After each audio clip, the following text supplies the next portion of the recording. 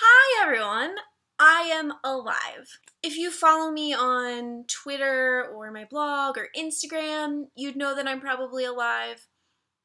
But if you only follow me on YouTube, you could have thought maybe I was dead. But I'm alive, very much alive. Just taking me a little while to get back into BookTube. It takes so much effort. I mean, I've been running my blog for almost 5 years in June. It's hard and it has time-consuming things to it, but BookTube, man, like, writing a blog post, I can be like sitting in my jams with no bra on, my hair all up in a greasy bun, feet up, glass of wine, sitting next to my husband.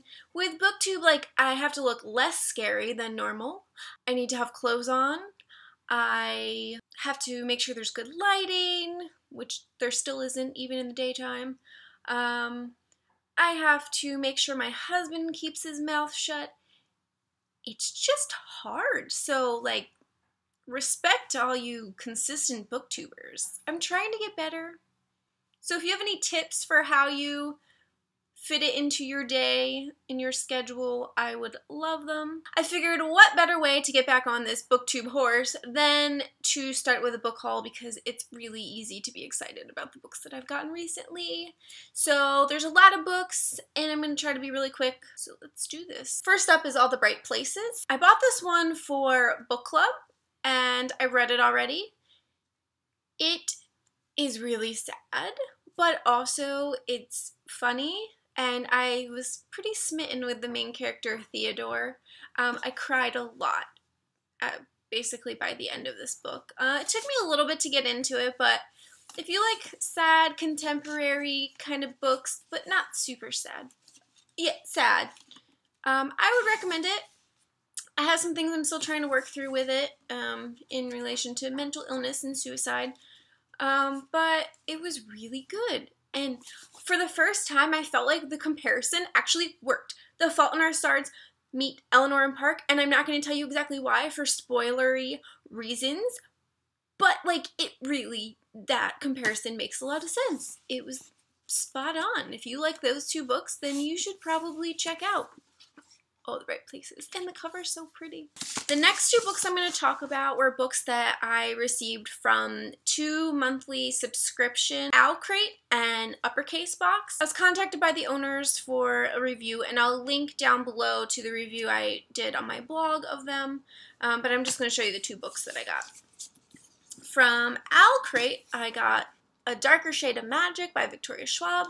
I have owned her debut novel for couple years and I have not read it, and it's like really embarrassing because I know people love her, but A Darker Shade of Magic I'm really excited about because I heard it is so good and just like such a good fantasy thriller set in an alternate London, and I love alternate universes, so especially London, like what a good setting.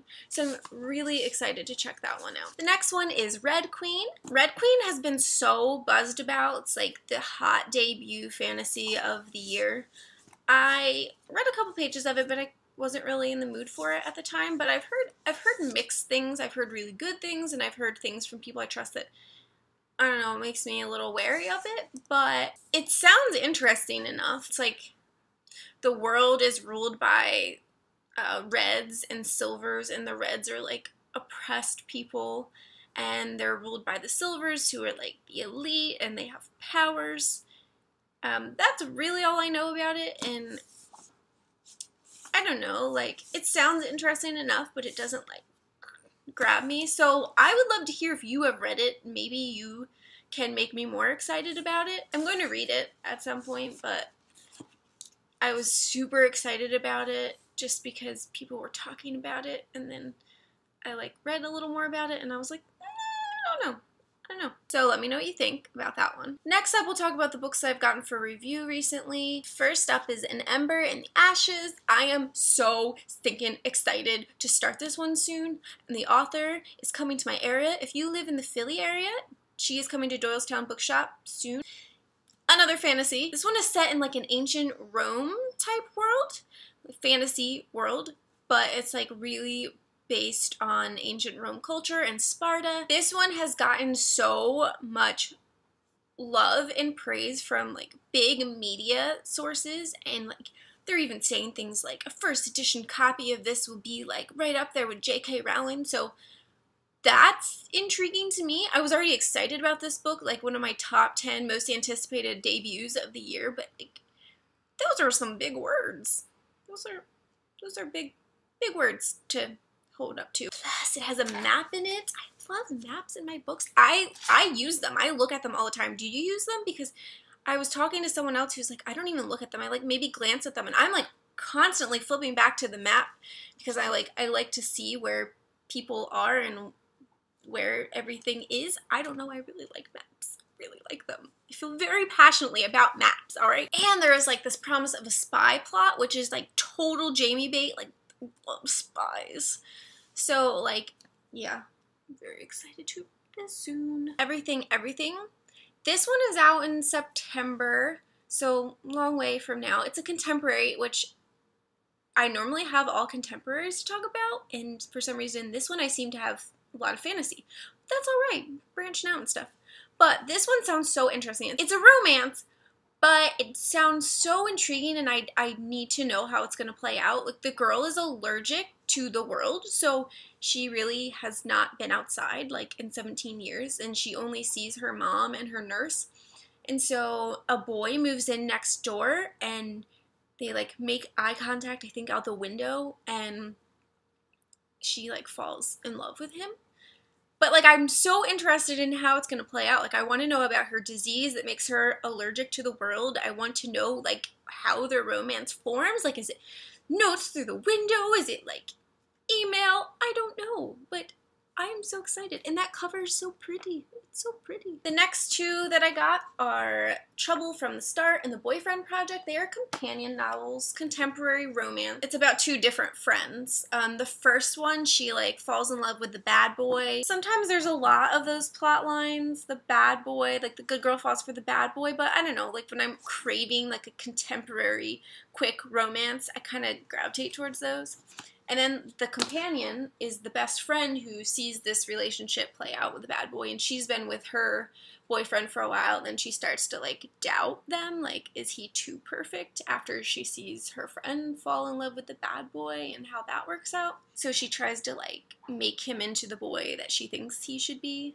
So they sound like cute reads. I'm definitely going to keep these in mind for the summer when I'm on the beach, because I can never really concentrate on something like really meaty on the beach, because I like to people watch a lot, but I also like to read, so this is perfect for that. Saint Anything by the amazing Sarah Dessen. I've only read a couple of Sarah Dessen's novels, and like a couple of them were like a long time ago that I don't really remember anything about them. Like before I really read young adult, I just kind of picked them up at a garage sale. But I mean, she's Sarah Dessen, so I'm excited about it for that reason. And she's coming to the Philly area at the beginning of May, so if you live in my area, you should go. What I really like is I just audiobooked one of her older ones, Someone Like You.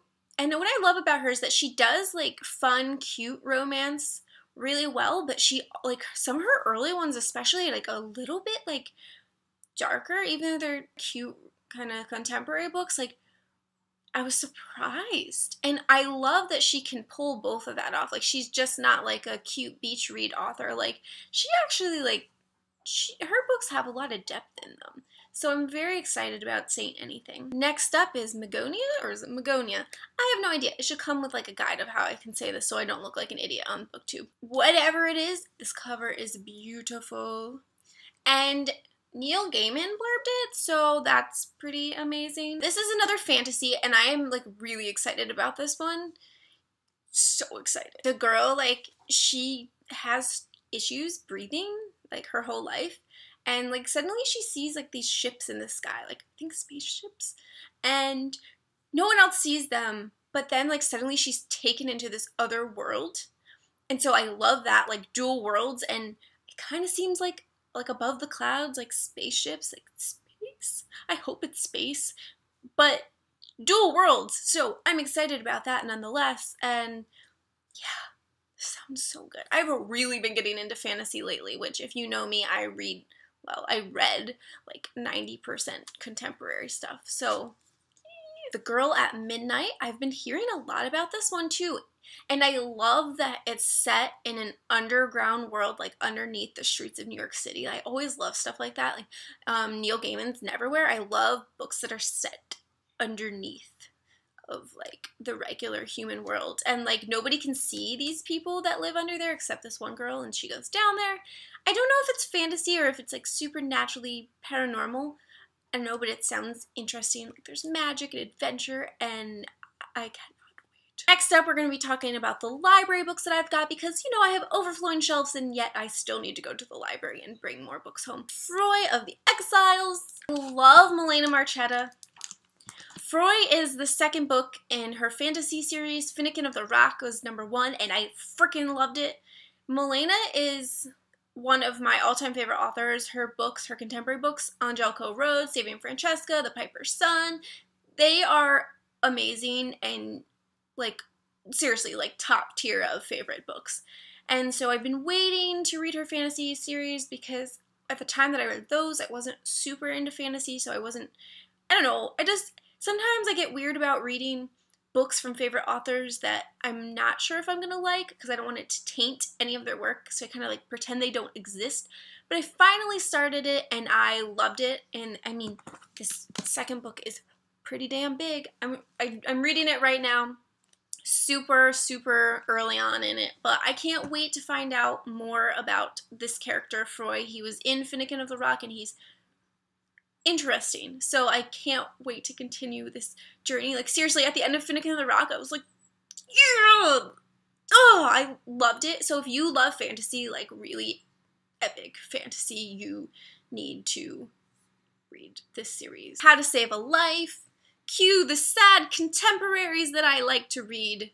This looks like total me book, and I love Sarah Zar's Sweethearts. It's an older title, but it's really good, and I've heard such good things about this one. It sounds sad and like it's gonna hurt my heart, but those are the books that I go for. The more heartbreaking, the more I'll probably like it. And lastly is More Than This by Patrick Ness. I have heard amazing things about his books, but I've never read a single one. They seem like very literary, smart, thought-provoking books, and I love that kind of stuff.